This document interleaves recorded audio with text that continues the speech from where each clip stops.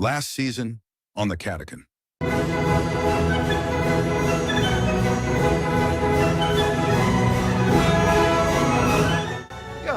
Let's do the Scooby-Doo and good call.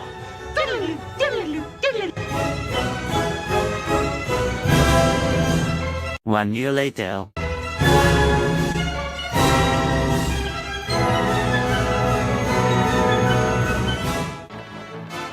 How many times do we have to teach you this lesson, old man? If you're talking about Kentucky is back, no, they dominated the equivalent of a D2 team by what was expected. Isn't exactly giving me confidence that they're truly back. They must beat Tennessee Tech by 15 plus points before I will start to get some hope back. But if they only beat Tennessee Tech by 5-7 PTs, it'll be a told you so moment for me because UNC will thump their heads and they will most likely be beat by 12 plus points by month. But I'll wait and see what happens when UK meets UNC. If they can't beat UNC by 10 plus points, then they might as well forget about the NCAA tournament. It'll be only gonna get to the Sweet 16 if UK wins against. Damn, son, where'd you find this? You just got slayed. Slayed. And it just keeps getting better. Kendra, what do we have rolling up This next? one is a hometown favorite. Up next, we have a local Kentucky legend, Kate on stage. What's up, Lexington? And there she is, high energy as always. Whoa, okay, wow. And we're gonna cut away from that, folks. Apologies. Yeah, we were sure this would be family friendly. Absolutely. Live. So, is it true? Is Kentucky actually back? What do you think, Detective? So, how's that podcast of yours doing? We're the next KSR.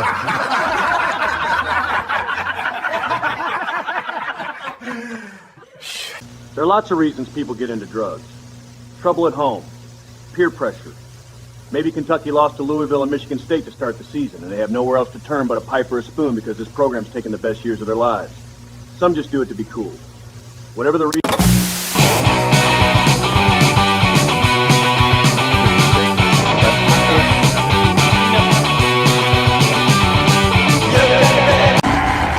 It's the Catican, baby. It's the Catican two-man weave today. 104-54, Kentucky, absolute beatdown. Ben, how we feeling? I can't hear anything. Uh-oh. Let me jump out and back in. Oh, no. Sorry, guys. Solo show. Oh, no. Now it's nothing. Look at that. So it's what we've all been waiting for. While Ben's gone, I desperately need you to put something in the chat because I can't vamp on this by myself. Oh, thank goodness he's back. Oh, thank goodness. Oh, God, that's better. Ben, how we feeling? Better than I felt 10 seconds ago and better than I felt tied 25-25 with Tennessee Tech. Second half, I think, really... that's the half I want to remember. Give me 12 for 17 from three. Give me big jump in scoring. Oh, no.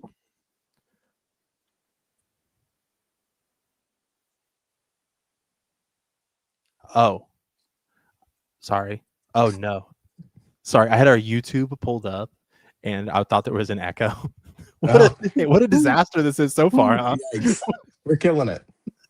It's all like the game, we're starting off slow and then we'll figure it out. And then, we'll be really killing it by the end of it.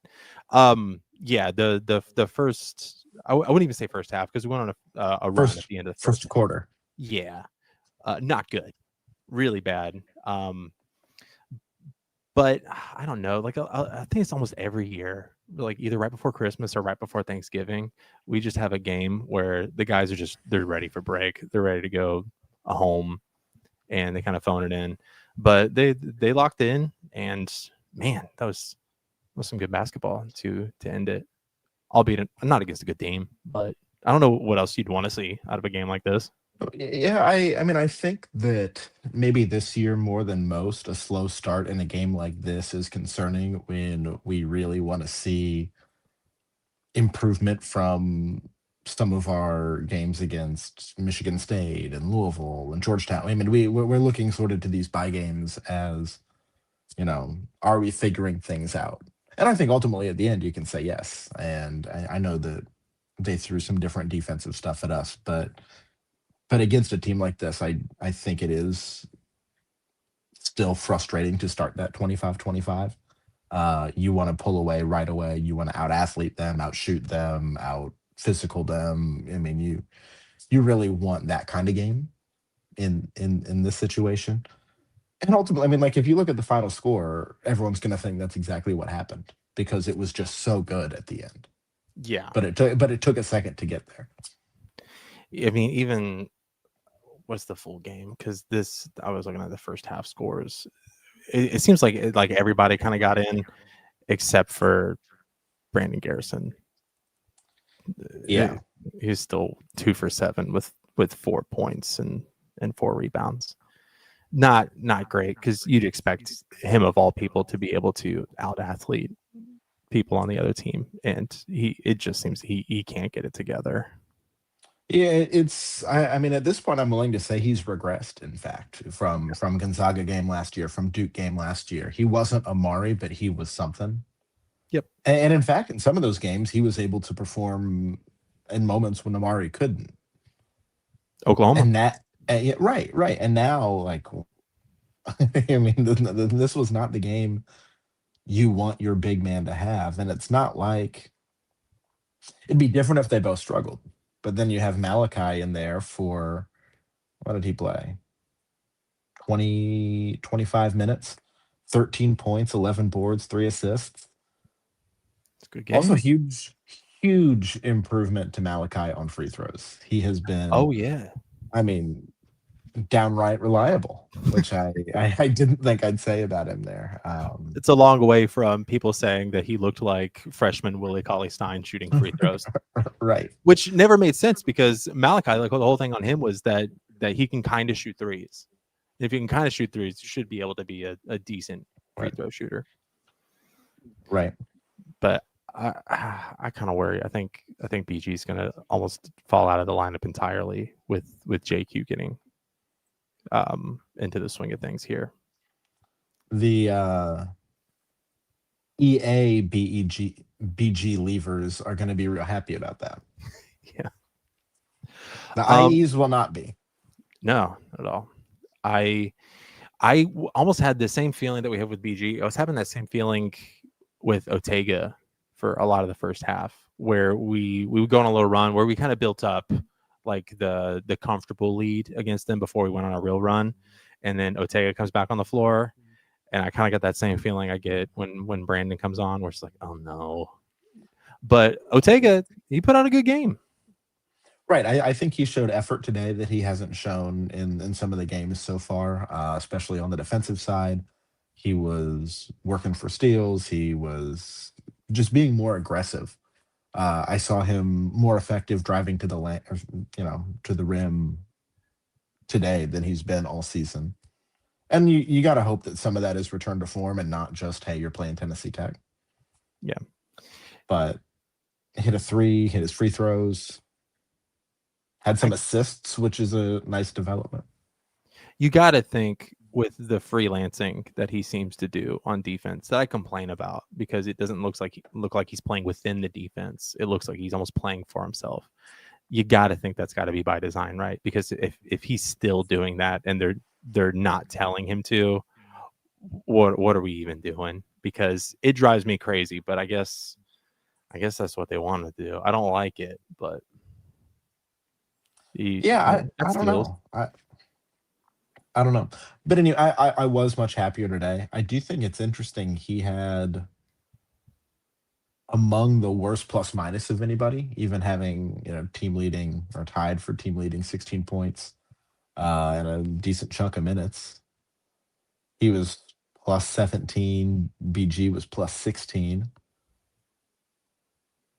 Everyone else was like plus, Chandler was plus 38. And then good stuff. It's just interesting. I think it's good that we can play without him. Yes. At least a team at this caliber, because I think if he plays like he has in several games so far this season, we might have to sometimes. But it did at least feel a little bit like a return to form to me. There was at one point tonight, I think the lineup was something where it was Denzel, Cam, Colin, maybe I think Trent Noah and Moreno.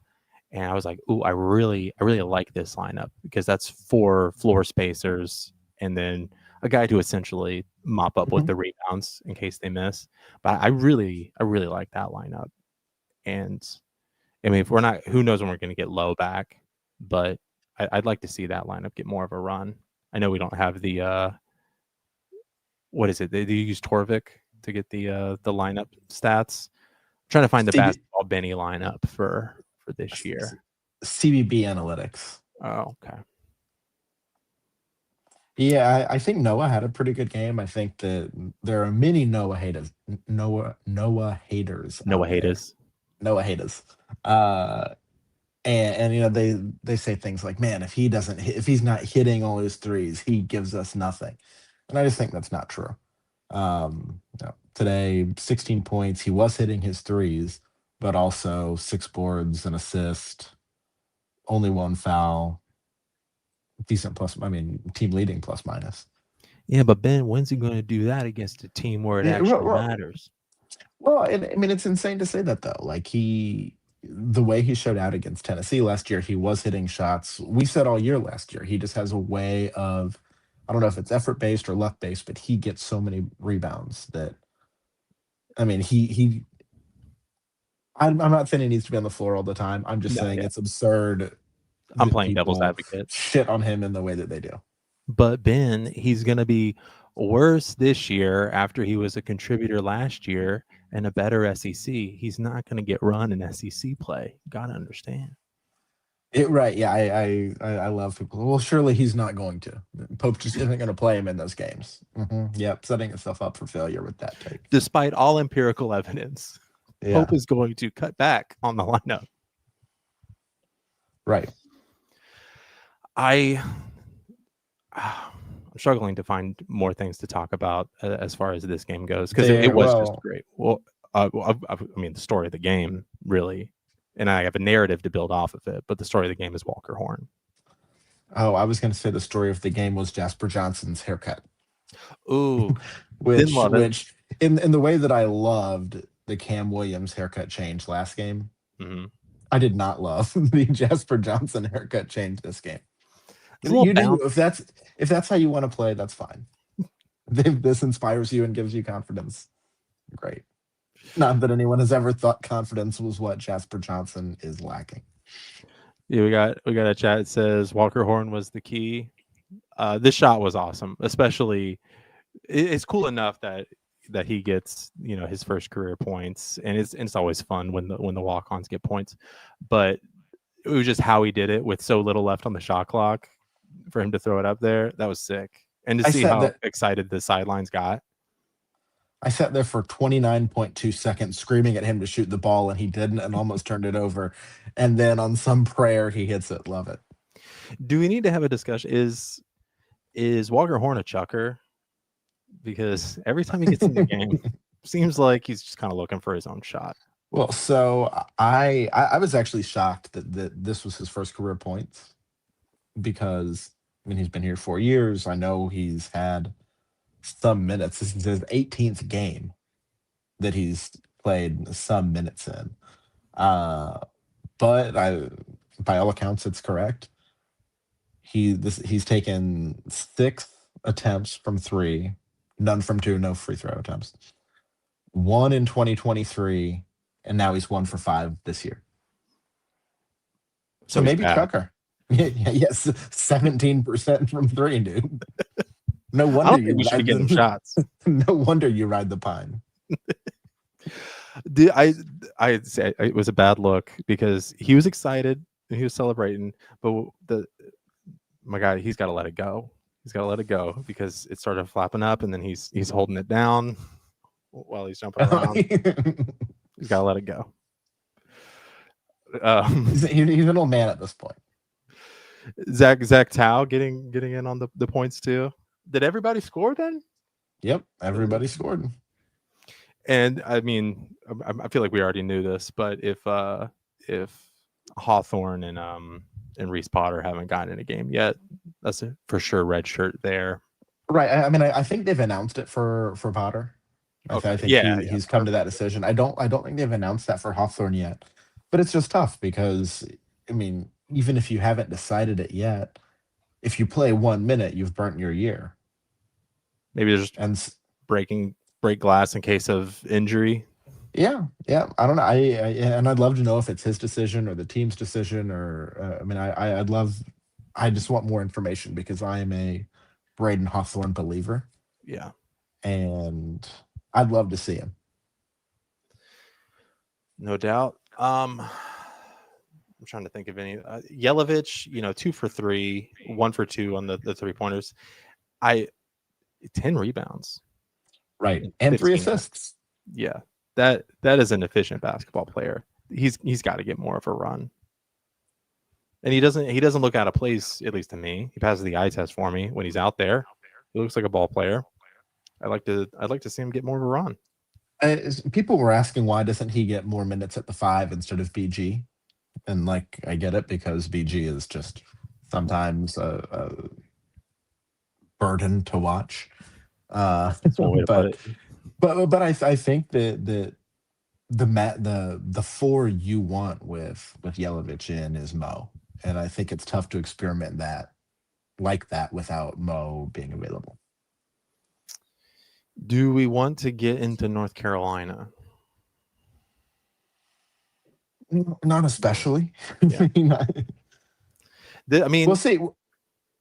This we're running high after this one. Like this is a game you want to play before playing North Carolina. Because if this were like a 15-point win, then it's like not feeling great about that. But it seems like kind of all systems go for the past 2, and they've figured some stuff out. I'm interested to see if Lowe plays against North Carolina. Right. Yeah, that'll be great. Especially if it sounds like he's not going the surgery route, is going to have some availability for the rest of this season.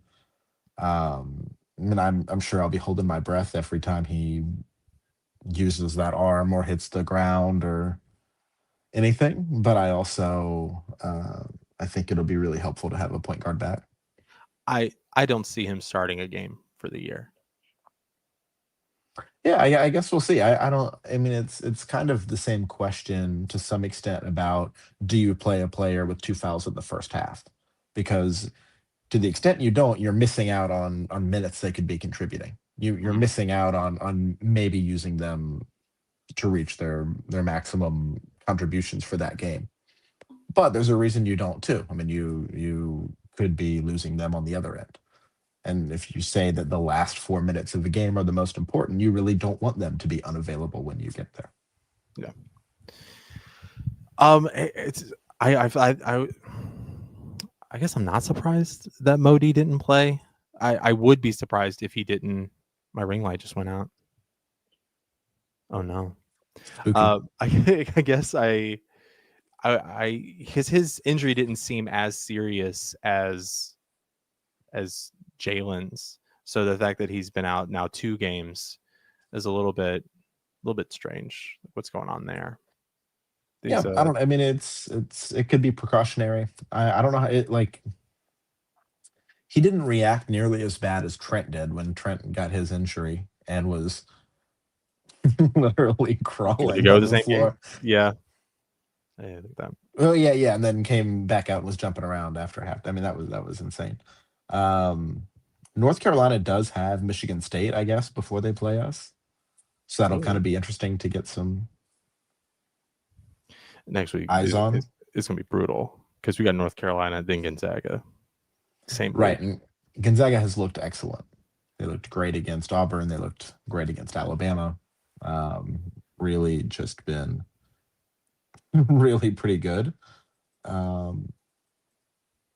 I think they're now KenPom number 1. They have Michigan now.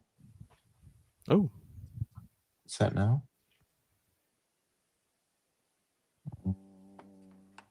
No, in 10 minutes. Okay. So that'll be awesome. So Louisville football, got that coming up. Do we have any thoughts on that? I don't know why I'm feeling a little dangerous. It could be all the guys they have out. I think that definitely helps with that helps with the danger factor. Toss up maybe. I don't know. I would have felt really, really good pre-Vandy game, and I think Vandy's much better than they get credit for. I think a lot of people still consider them the Vandy of old, doormat, and it's clear that that's just not the team that they are.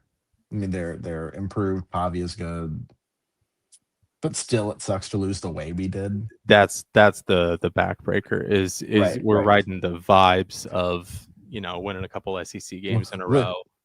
We didn't. Oh, there's your light. It's just Briefly. It's not cooperating. It's not like we came out and looked good against a very good Vanderbilt team. We came out and looked awful against a decent Vanderbilt team. They took the game off TV. That's a tough look. We haven't had that happen. But I don't know. Like it would be fun to beat Louisville to sort of take all the momentum away from the basketball win, where it's just like we can just claim that one.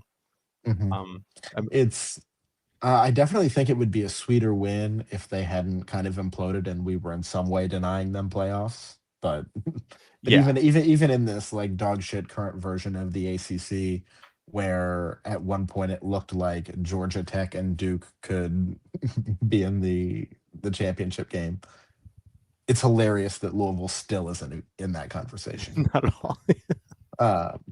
But it would be nice if we were able to deprive them of a playoff run, but I just don't think that's the team that they are this season either.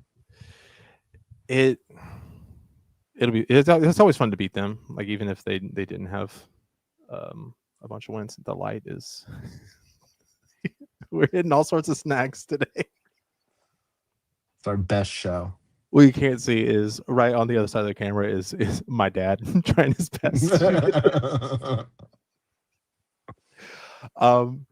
What I would like Mo back for the North Carolina. I'm all over the place because the light thing's got me tripped up. I want Mo back to guard Caleb Wilson for the Carolina game, a sort of a welcome to college moment.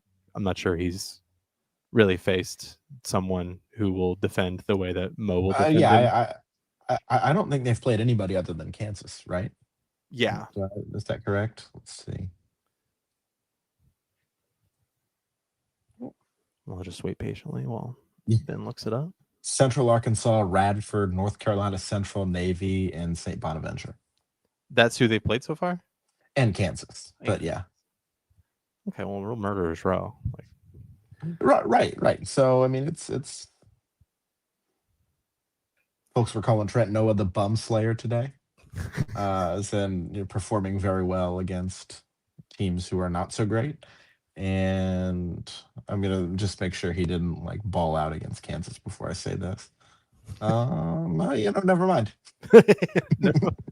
I retract that statement. Caleb Wilson's very talented at basketball. It's weird. I lost my train of thought. We were ready to slap that bum slayer label right on. And you know what? If we win, he's the bum slayer. Hey, everybody gets really lucky in a game. Mm-hmm. Sometimes they go 9 for 10 and score 24 points and have 9 rebounds and 7 rebounds and 4 assists. That's fine. Oh goodness. Yeah. But no, I agree with you. I think having Mo back for that would be big. And plus Caleb's big thing coming into the season was his defensive ability. And great, because Mo has been dog shit on offense for us all season. Cool, lock him up, Clamps. Let's see it. Oh, okay. So so we got North Carolina, we got Gonzaga. If we can go 1-1 through that, I'm feeling good. 2-2, the season wide open. Like I'm right back to. If we manage to go 2-2 through 2 games, I'll be pretty impressed. Okay, 2-0. 2-0. Right. And if we go 0-2, we do have another team even worse than Tennessee Tech to play after that. So. There you go. Let it back up. If we go 0-2 and against everyone good we've played this year, if we're 0-4, the fan base as a collective is going to have to listen to that Logic song. Well, I've complained about this scheduling and the bad teams that we play. These sub 300 KenPom teams. Yeah. But if we keep losing the games against good teams, I will kind of appreciate how these are spaced out because we have North Carolina, Gonzaga, North Carolina Central, Indiana, St. John's, Bellarmine. Yeah. And then after that, we're in conference play and everyone's decent. But sort of we may be grateful to continue having a bright spot after tough games. Tough games and then some let's gather data games. Uh-huh. Tough games again. Yeah. We're going to have so much data by conference play. It's ridiculous. Yeah, unbelievable data. He was doing it again today with the quick lineup changes to where it's just going to be hard to find out who your best five are. So at some point they put up a graphic, and this is prime like CBB analytics graphic data. Yeah. Through 6 games before this, he'd played either 73 or 76 unique lineups, 54 of which hadn't played more than 3 minutes together, and only 3 had played more than 10 minutes or something. I mean, just... He's killing me. It is tough. I'll say, though, like during Feast Week, I've been watching so many other games, and a lot of people are really critical about, why are we subbing anybody 3 minutes into the game? But if you watch these other games, all of these coaches do this. I mean, I'm sure to some extent it's trying to game that media timeout, let them sit for maybe a minute before then that whole media timeout, get more rest than they otherwise would. Maybe some of it's lineup related. I don't know. But you do see a lot of subbing like that. Like, it's not a unique Pope thing. I do think when ESPN is putting up a graphic about the number of unique lineups you've tried, some of that is like, hey, that comes with the territory of being the deepest team in the country, of having 12 playable guys, although I guess 2 are injured. But like, anyway, having some people would argue the playable label and putting that on, Noah, right, or Brandon Garrison. Right, sure. But if you accept that those guys are going to play some, we just have more lineup combinations to try than other teams. More viable lineup combinations to try than other teams. At the same time, it really is unhelpful when your sample size is 3 minutes. Like, I don't know. You don't know, is that 3 minutes against the worst 5 other players ever to have played? Is it 3 minutes against the best 5 players ever to have played? Is it 3 minutes where the teams just turn I mean, you just really don't get a good sense of what happened in that little time. So if you had to pick a record that you think we're going to go in those 2 games, you going 1-1? Yeah, probably. Yeah. Would you rather have the Gonzaga game or the Carolina game? That's tough. I mean, that kind of brings back the questions from last year of like, were our expectations higher because we beat Duke and then lost to Ohio State? Like, would you have felt better if you just won the game that you should have won and lost the game you should have lost? I don't think so. I think it's more fun to beat the better team. Like, which is why I picked Gonzaga. Yeah. Right. But I also have been just brutal speaking about Hubert Davis for like 2 years now. So I'm gonna have some messages to go delete if even your Hubert ends up being even your Hubert. The temptation to pick the Carolina game too is it's going to be a long few days from between that Carolina game into the Gonzaga game, and I'm just not going to be able to take it of people being like, we're 0-3 and the games that count. Right. Yes. Yeah. Right. I've even today somebody said at the moment we were 25-25. If we come back and win this game by 40, you're still going to be miserable. And in fact, we came back and won this game by 50, and yes, they're still miserable. Insane. I would say that for a large portion of sports fans in general, we tend to be prisoners of the moment. Sure. But the moment has Kentucky fans in particular in an absolute chokehold. Like, and it's killing them. You're prisoners of the moment to the extent that, for as long as the moment is bad. And then the moment is good and you're kind of still hung up on this bad moment. And we're just going to ride that until, the worst possible option. Yeah, just the worst thing you could be. Mm-hmm. But yeah, I ain't got much else to cover. Feeling good about the Louisville game. Feeling great about this game.